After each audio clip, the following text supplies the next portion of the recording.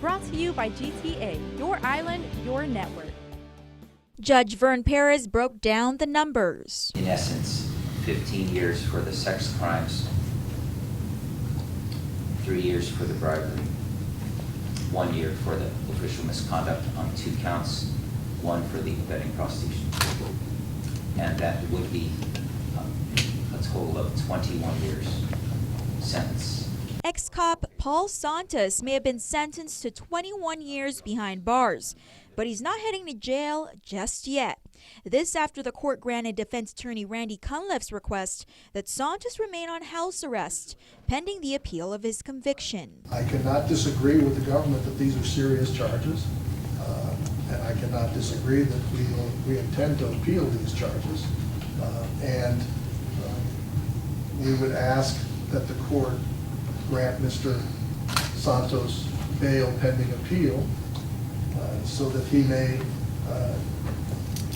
participate with counsel in the preparation of that appeal, as well as stay with his family and not be incarcerated.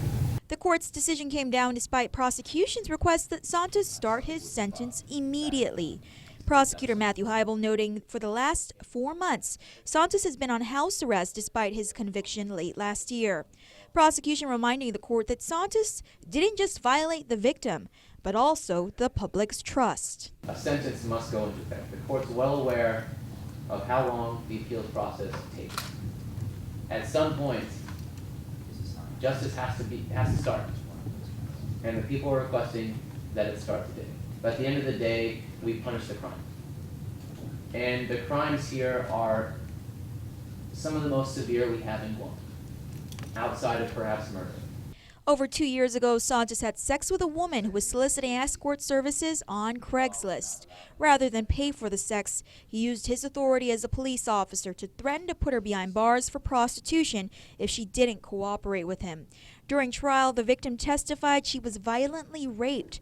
Santos never testified in his defense during trial, but counsel maintained the sex was consensual and it was the woman who was the aggressor. At the advice of his counsel, Santos didn't provide a statement for today's sentencing. Reporting for Guam's News Network, I'm Crystal Paco. Brought to you by GTA, your island, your network.